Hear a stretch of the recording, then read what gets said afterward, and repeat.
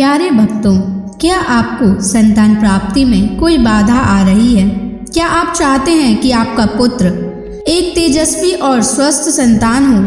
क्या आपके संतान जन्म के बाद बार बार स्वास्थ्य समस्याएं हो रही हैं? तो आपको शनि महाराज का इस मंत्र का जाप अवश्य करना चाहिए, क्योंकि यह मंत्र बहुत ही शक्तिशाली और अचूक मंत्र है। इस मंत्र के नियमित 108 बार जाप करने मात्र से ही आपका पुत्र तेजस्वी और बुद्धिमान हो जाएगा और गर्भधारण में आ रही बाधाएं समाप्त हो जाएंगी। संतान दीर्घायु और बुद्धिमान बन जाएगा। इसलिए प्यारे भक्तों, आप शनि देव के इस महामंत्र का जाप अवश्य करें। और जब भी आप इस मंत्र का जाप करें तो इस वीडियो को अपने मोबाइल फोन पर या स्पीकर पर चलाकर छोड़ दें, ताकि आप बिना कोई समस्या के इस महामंत्र का जाप कर पाएं। यह मंत्र बहुत ही शक्तिशाली और प्रभावशाली मंत्र है। इस मंत्र के जाप से पुत्र प्राप्ति के योग भी प्रबल होते हैं और संतान का जीवन सुरक्षित और सुखद होता है। घर में खुशहाली और समृद्धि बनी रहती है। इसलिए प्यारे भक्तों, अगर आप भी चाहते हैं कि आपका पुत्र हमेशा खुश रहे, तो आप इस मंत्र का जाप अवश्य करें और नियमित 108 बार करें और पूरी श्रद्धा के साथ करें। तभी आप शनि महाराज के असीम कृपा के भागी बन पाओगे। और अगर आप शनि देव का आशीर्वाद प्राप्त करना चाहते हैं तो इस वीडियो को लाइक और चैनल को सब्सक्राइब जरूर कर दीजिए और कमेंट बॉक्स में जय शनि महाराज अवश्य लिख दीजिए। तो चलिए भक्तों, मंत्र का जाप करना प्रारंभ करते हैं। ओम ह्रीं श्रीं क्लीं शन शनैश्चराय महाक्रूराय नमः।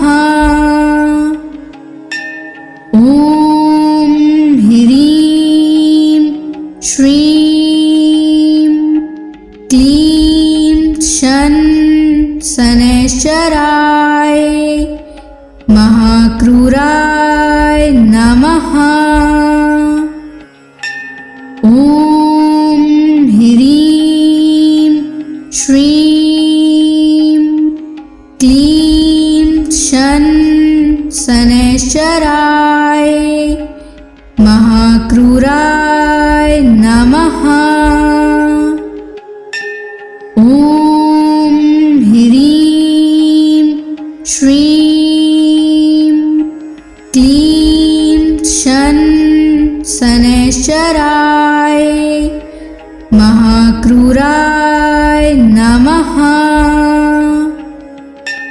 ओम ह्रीं श्रीं क्लीं शन शनैश्चराय महाक्रूराय नमः। ओम ह्रीं श्रीं क्लीं शन शनैश्चराय महाक्रूराय नमः। ओम ह्रीं श्रीं क्लीं शन शनैश्चराय महाक्रूराय नमः। ओम ह्रीं श्रीं क्लीं शन शनैश्चराय महाक्रूराय नमः। ओम ह्रीं श्रीं क्लीं शन शनैश्चराय महाक्रूराय नमः। ओम ह्रीं श्रीं क्लीं शन शनैश्चराय महाक्रूराय नमः। ओम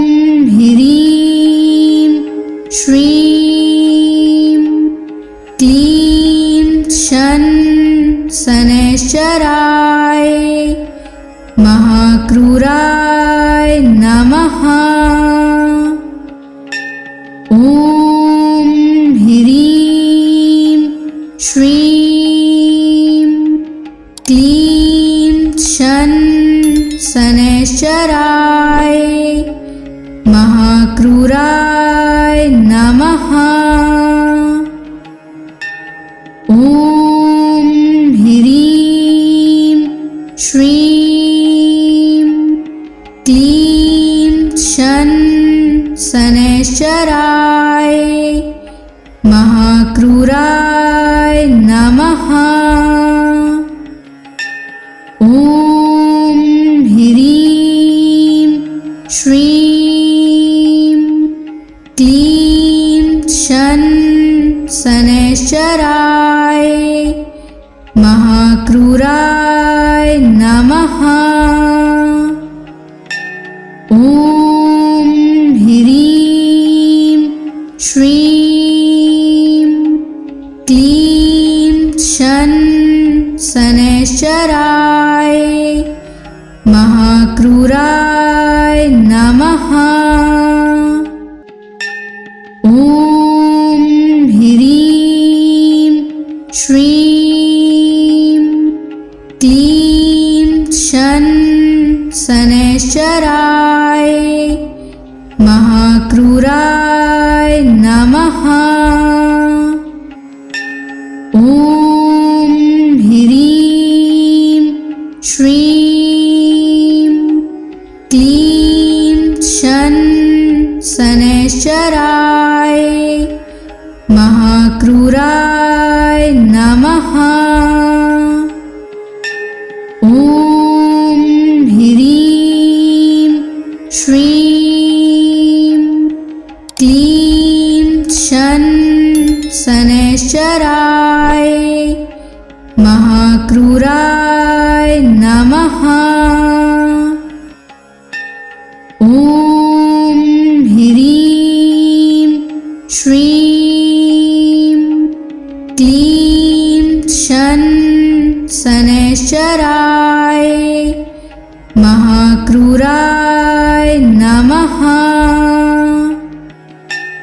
ॐ ह्रीं श्रीं क्लीं शनैश्चराय महाक्रूराय नमः। ॐ ह्रीं श्रीं क्लीं शनैश्चराय महाक्रूराय नमः। ॐ ह्रीं श्रीं क्लीं शनैश्चराय महाक्रूराय नमः। ॐ ह्रीं श्रीं क्लीं शनैश्चराय महाक्रूराय नमः। ॐ ह्रीं श्रीं क्लीं शनैश्चराय महाक्रूराय नमः। ॐ ह्रीं श्रीं क्लीं शनैश्चराय महाक्रूराय नमः। ॐ ह्रीं श्रीं क्लीं शनैश्चराय महाक्रूराय नमः। ॐ ह्रीं श्रीं क्लीं शनैश्चराय महाक्रूराय नमः। ॐ ह्रीं श्रीं क्लीं शन शनैश्चराय महाक्रूराय नमः। ॐ ह्रीं श्रीं क्लीं शन शनैश्चराय महाक्रूराय नमः। ॐ ह्रीं श्रीं क्लीं शन शनैश्चराय महाक्रूराय नमः। ॐ ह्रीं श्रीं क्लीं शन शनैश्चराय महाक्रूराय नमः। ॐ ह्रीं श्रीं क्लीं शन शनैश्चराय महाक्रूराय नमः। ॐ ह्रीं श्रीं क्लीं शन शनैश्चराय महाक्रूराय नमः। ॐ ह्रीं श्रीं क्लीं शन शनैश्चराय महाक्रूराय नमः। ॐ ह्रीं श्रीं क्लीं शन शनैश्चराय महाक्रूराय नमः। ॐ ह्रीं श्रीं क्लीं शन शनैश्चराय महाक्रूराय नमः। ॐ ह्रीं श्रीं क्लीं शन शनैश्चराय महाक्रूराय नमः। ॐ ह्रीं श्रीं क्लीं शन शनैश्चराय महाक्रूराय नमः। ॐ ह्रीं श्रीं क्लीं शन शनैश्चराय महाक्रूराय नमः। ॐ ह्रीं श्रीं क्लीं शन शनैश्चराय महाक्रूराय नमः। ॐ ह्रीं श्रीं क्लीं शन शनैश्चराय महाक्रूराय नमः। ॐ ह्रीं श्रीं क्लीं शन शनैश्चराय महाक्रूराय नमः। ॐ ह्रीं श्रीं क्लीं शन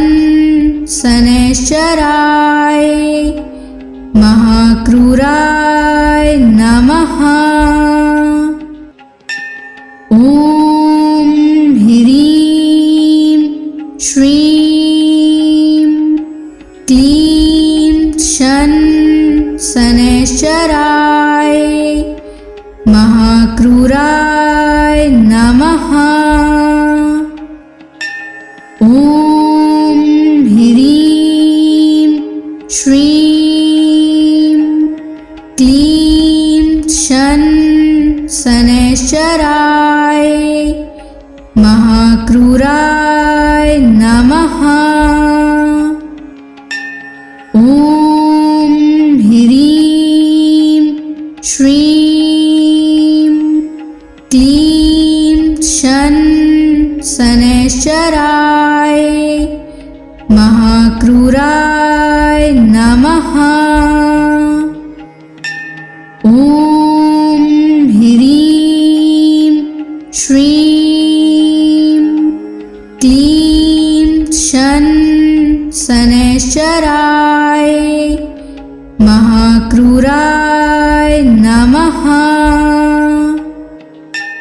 ॐ ह्रीं श्रीं क्लीं शन शनैश्चराय महाक्रूराय नमः। ॐ ह्रीं श्रीं क्लीं शन शनैश्चराय महाक्रूराय नमः। ॐ ह्रीं श्रीं क्लीं शन शनैश्चराय महाक्रूराय नमः। ॐ ह्रीं श्रीं क्लीं शन शनैश्चराय महाक्रूराय नमः। ॐ ह्रीं श्रीं क्लीं शन शनैश्चराय महाक्रूराय नमः। ॐ ह्रीं श्रीं क्लीं शन शनैश्चराय महाक्रूराय नमः।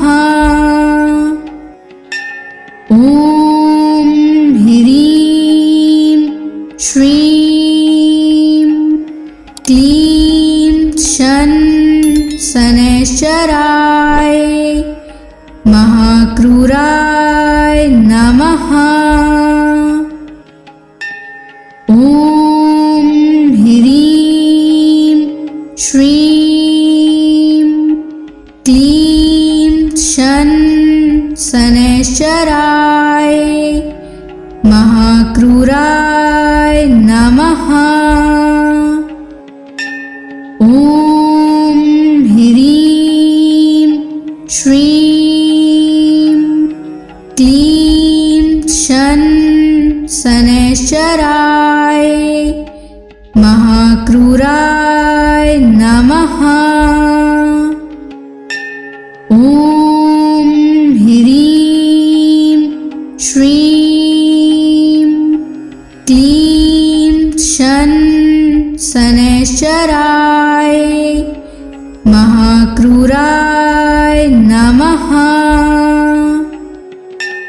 ॐ ह्रीं श्रीं क्लीं शन शनैश्चराय महाक्रूराय नमः।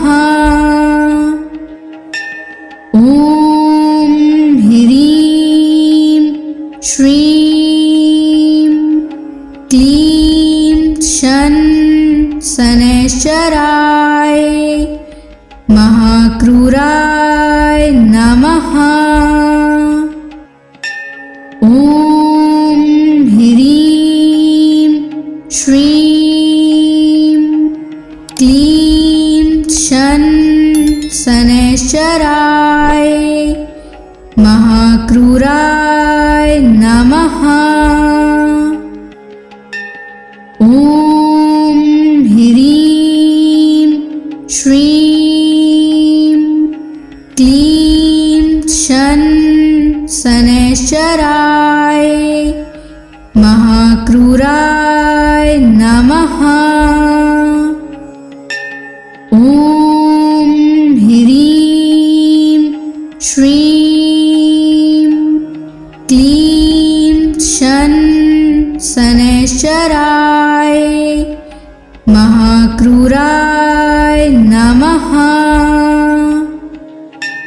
ॐ ह्रीं श्रीं क्लीं शन शनैश्चराय महाक्रूराय नमः। ॐ ह्रीं श्रीं क्लीं शन शनैश्चराय महाक्रूराय नमः।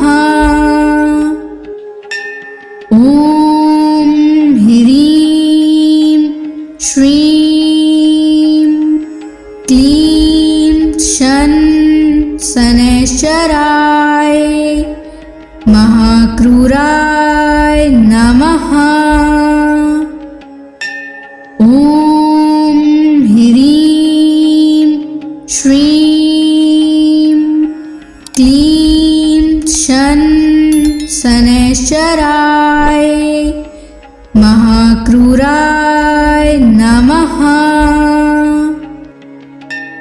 ॐ ह्रीं श्रीं क्लीं शन शनैश्चराय महाक्रूराय नमः।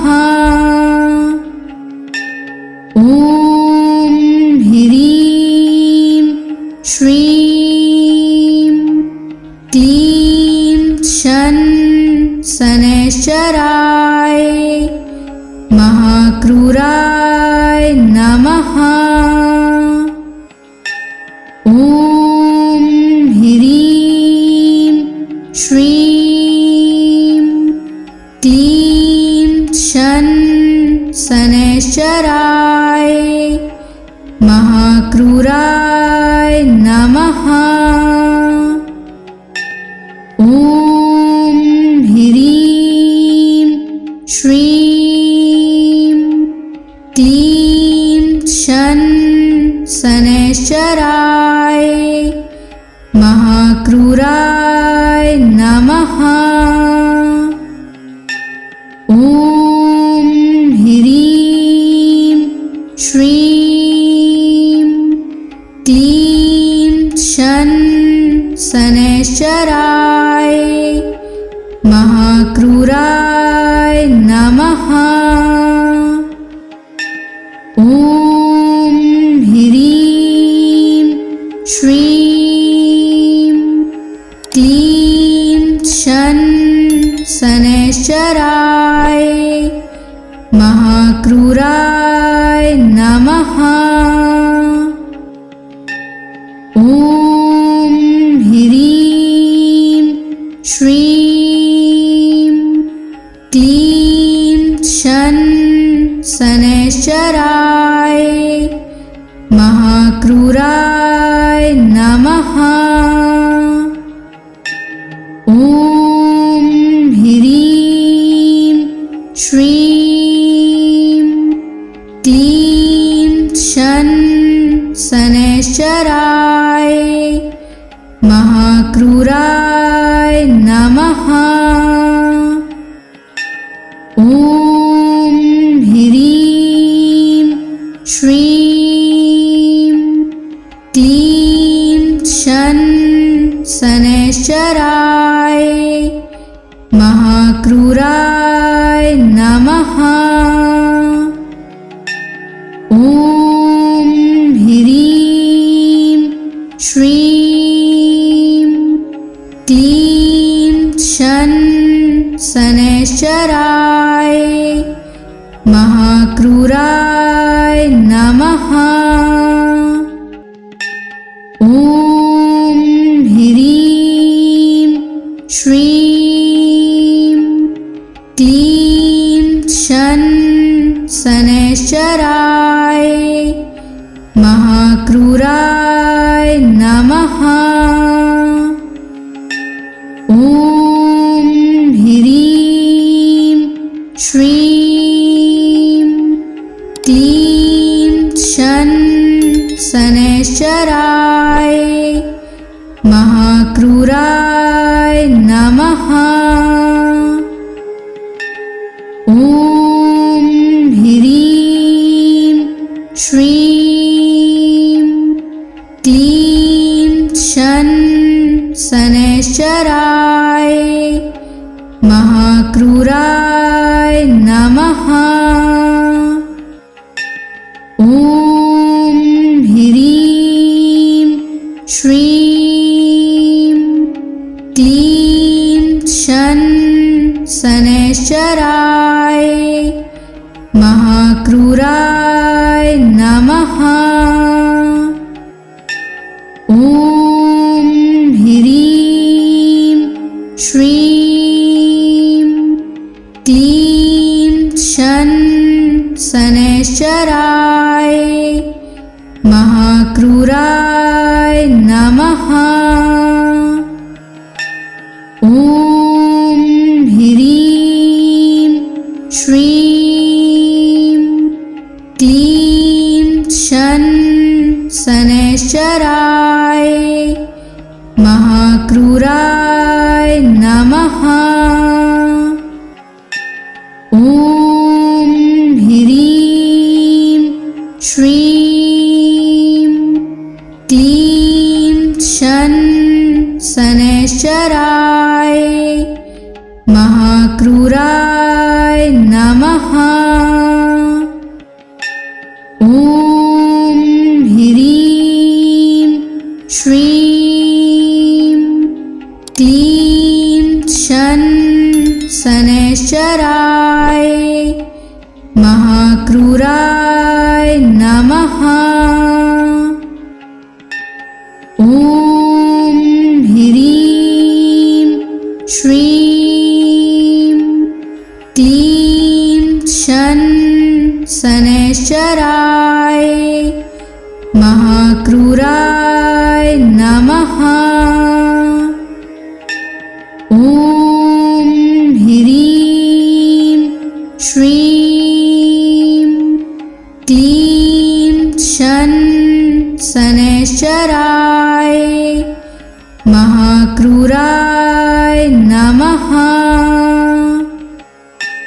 ॐ ह्रीं श्रीं क्लीं शन शनैश्चराय महाक्रूराय नमः।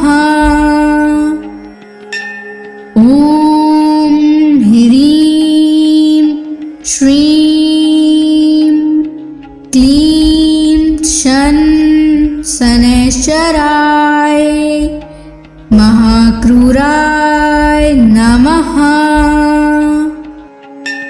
ॐ ह्रीं श्रीं क्लीं शन शनैश्चराय महाक्रूराय नमः।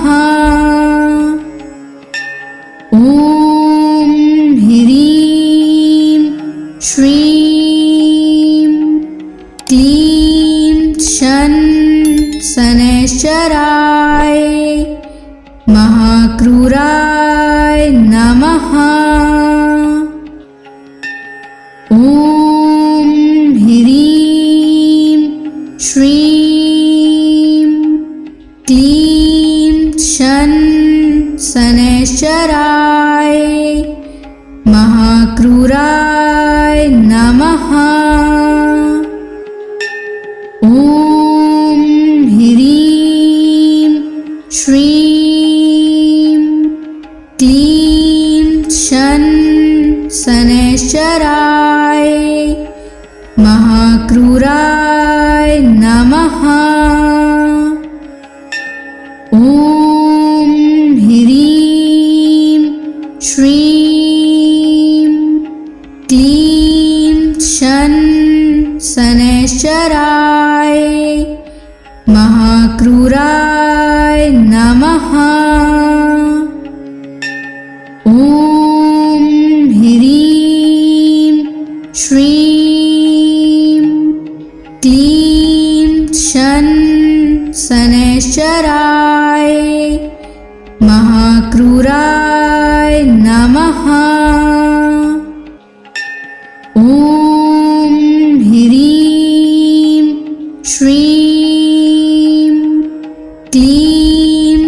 शन शनैश्चराय महाक्रूराय नमः। ॐ ह्रीं श्रीं क्लीं शन शनैश्चराय महाक्रूराय नमः। ॐ ह्रीं श्रीं क्लीं शन शनैश्चराय महाक्रूराय नमः। ॐ ह्रीं श्रीं क्लीं शन शनैश्चराय महाक्रूराय नमः। ॐ ह्रीं श्रीं क्लीं शन शनैश्चराय महाक्रूराय नमः। ॐ ह्रीं श्रीं क्लीं शन शनैश्चराय महाक्रूराय नमः।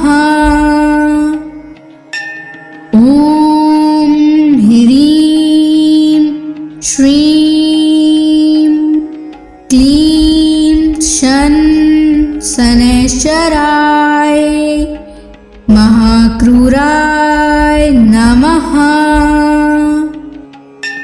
ॐ ह्रीं श्रीं क्लीं शन शनैश्चराय महाक्रूराय नमः। ॐ ह्रीं श्रीं क्लीं शन शनैश्चराय महाक्रूराय नमः। ॐ ह्रीं श्रीं क्लीं शन शनैश्चराय महाक्रूराय नमः। ॐ ह्रीं श्रीं क्लीं शन शनैश्चराय महाक्रूराय नमः। ॐ ह्रीं श्रीं क्लीं शन शनैश्चराय महाक्रूराय नमः। ॐ ह्रीं श्रीं क्लीं शन शनैश्चराय महाक्रूराय नमः। ॐ ह्रीं श्रीं क्लीं शन शनैश्चराय महाक्रूराय नमः। ॐ ह्रीं श्रीं क्लीं शन शनैश्चराय महाक्रूराय नमः। ॐ ह्रीं श्रीं क्लीं शन शनैश्चराय महाक्रूराय नमः। ॐ ह्रीं श्रीं क्लीं शन शनैश्चराय महाक्रूराय नमः। ॐ ह्रीं श्रीं क्लीं शन शनैश्चराय महाक्रूराय नमः। ॐ ह्रीं श्रीं क्लीं शन शनैश्चराय महाक्रूराय नमः।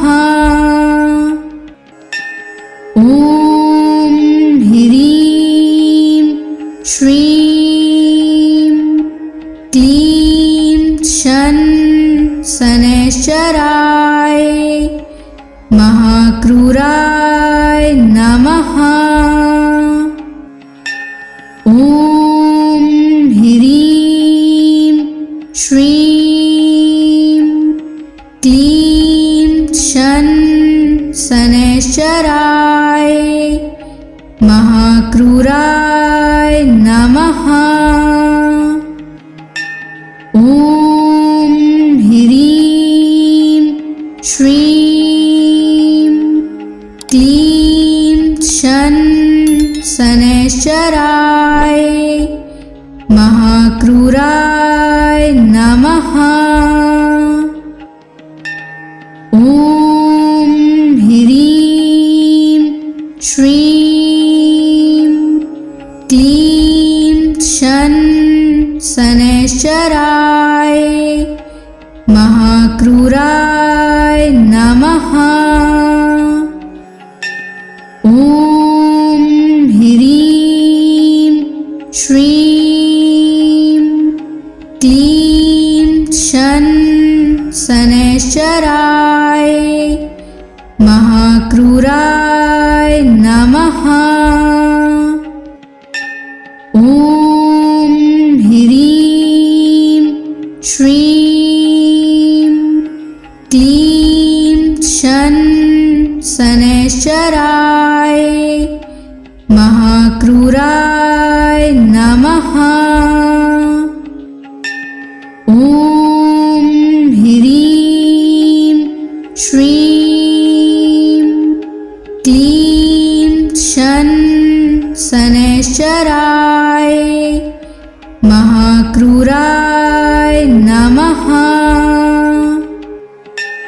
ॐ ह्रीं श्रीं क्लीं शन शनैश्चराय महाक्रूराय नमः।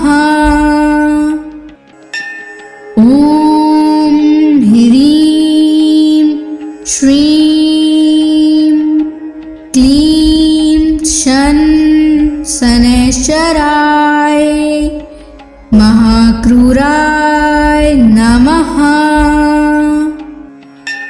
ॐ ह्रीं श्रीं क्लीं शन शनैश्चराय महाक्रूराय नमः। ॐ ह्रीं श्रीं क्लीं शन शनैश्चराय महाक्रूराय नमः। ॐ ह्रीं श्रीं क्लीं शन शनैश्चराय महाक्रूराय नमः।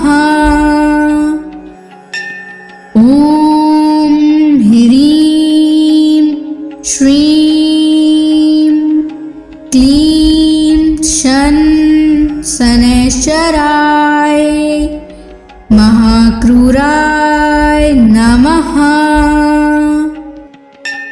ॐ ह्रीं श्रीं क्लीं शन शनैश्चराय महाक्रूराय नमः।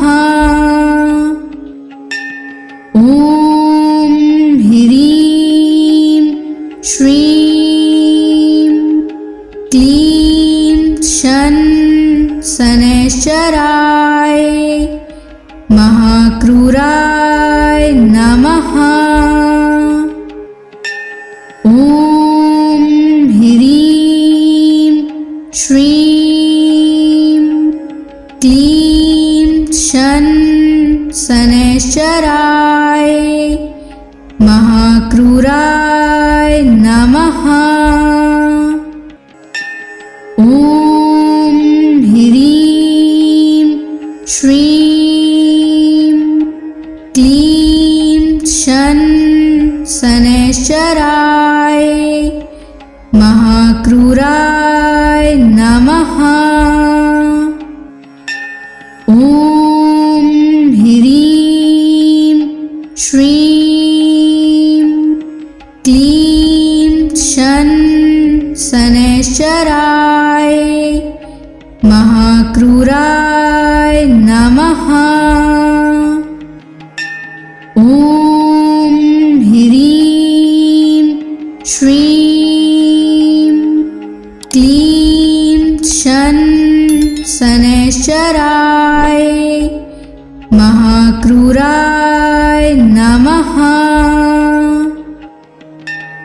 ॐ ह्रीं श्रीं क्लीं शन शनैश्चराय महाक्रूराय नमः।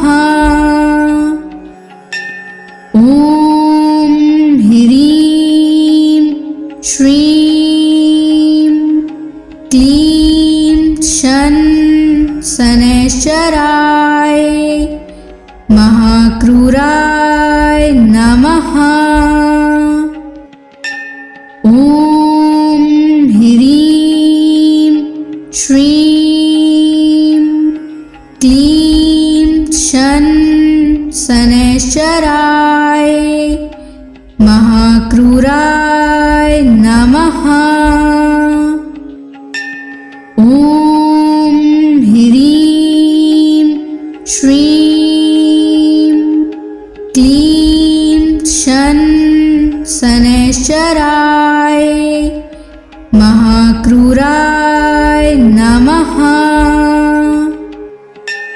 ॐ ह्रीं श्रीं क्लीं शन शनैश्चराय महाक्रूराय नमः। ॐ ह्रीं श्रीं क्लीं शन शनैश्चराय महाक्रूराय नमः। ॐ ह्रीं श्रीं क्लीं शन शनैश्चराय महाक्रूराय नमः। ॐ ह्रीं श्रीं क्लीं शन शनैश्चराय महाक्रूराय नमः। ॐ ह्रीं श्रीं क्लीं शन शनैश्चराय महाक्रूराय नमः। ॐ ह्रीं श्रीं क्लीं शन शनैश्चराय महाक्रूराय नमः। ॐ ह्रीं श्रीं क्लीं शन शन शनैश्चराय महाक्रूराय नमः। ॐ ह्रीं श्रीं क्लीं शन शनैश्चराय महाक्रूराय नमः। ॐ ह्रीं श्रीं क्लीं शन शनैश्चराय महाक्रूराय नमः। ॐ ह्रीं श्रीं क्लीं शन शनैश्चराय महाक्रूराय नमः। ॐ ह्रीं श्रीं क्लीं शन शनैश्चराय महाक्रूराय नमः। ॐ ह्रीं श्रीं क्लीं शन शनैश्चराय महाक्रूराय नमः। ॐ ह्रीं श्रीं क्लीं शन शनैश्चराय महाक्रूराय नमः।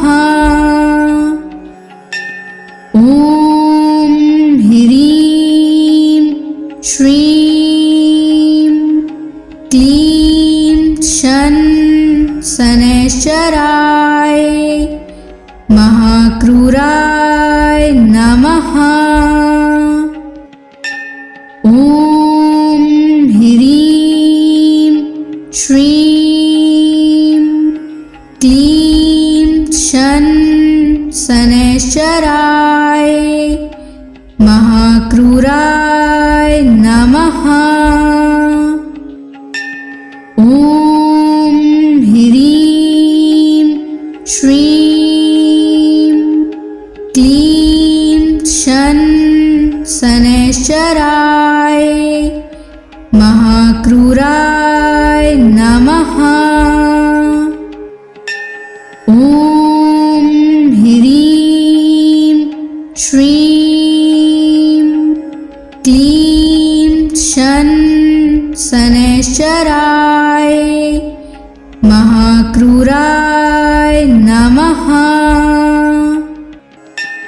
ॐ ह्रीं श्रीं क्लीं शन शनैश्चराय महाक्रूराय नमः।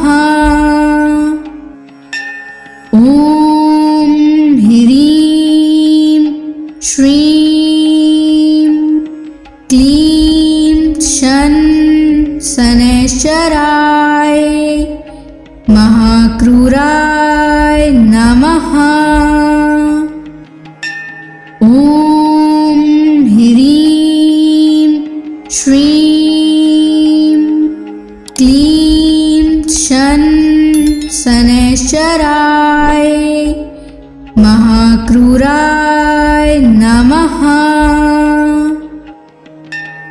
ॐ ह्रीं श्रीं क्लीं शन शनैश्चराय महाक्रूराय नमः। ॐ ह्रीं श्रीं क्लीं शन शनैश्चराय महाक्रूराय नमः। ॐ ह्रीं श्रीं क्लीं शन शन शनैश्चराय महाक्रूराय नमः। ॐ ह्रीं श्रीं क्लीं शन शनैश्चराय महाक्रूराय नमः। ॐ ह्रीं श्रीं क्लीं शन शनैश्चराय महाक्रूराय नमः। ॐ ह्रीं श्रीं क्लीं शन शनैश्चराय महाक्रूराय नमः।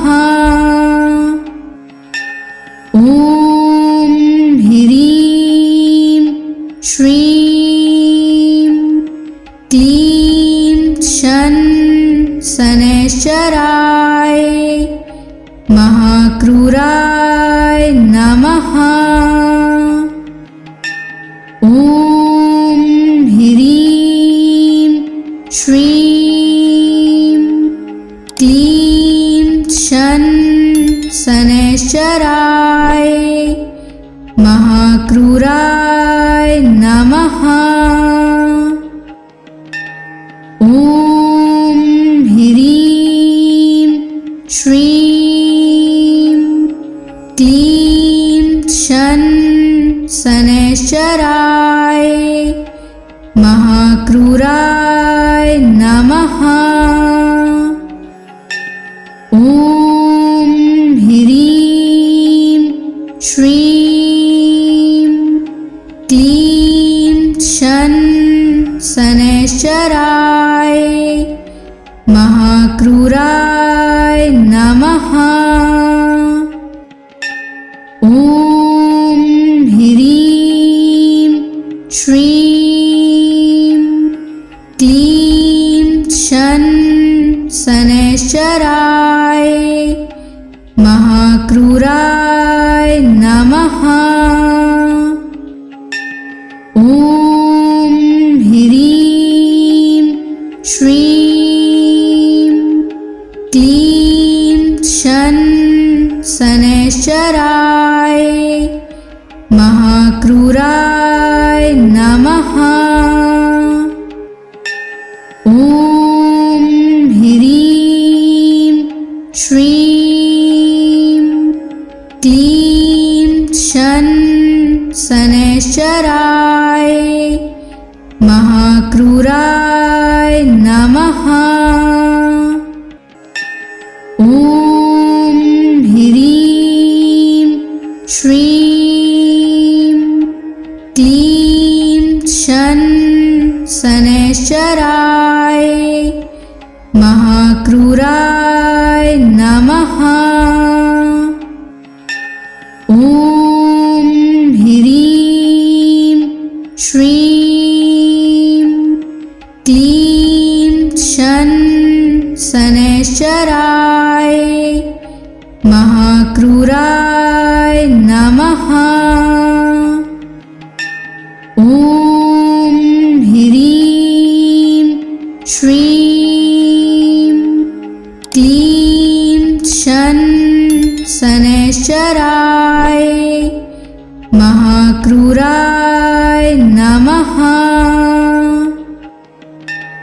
ॐ ह्रीं श्रीं क्लीं शन शनैश्चराय महाक्रूराय नमः। ॐ ह्रीं श्रीं क्लीं शन शनैश्चराय महाक्रूराय नमः। ॐ ह्रीं श्रीं क्लीं शन शनैश्चराय महाक्रूराय नमः। ॐ ह्रीं श्रीं क्लीं शनैश्चराय महाक्रूराय नमः। ॐ ह्रीं श्रीं क्लीं शनैश्चराय महाक्रूराय नमः। ॐ ह्रीं श्रीं क्लीं शनैश्चराय महाक्रूराय नमः।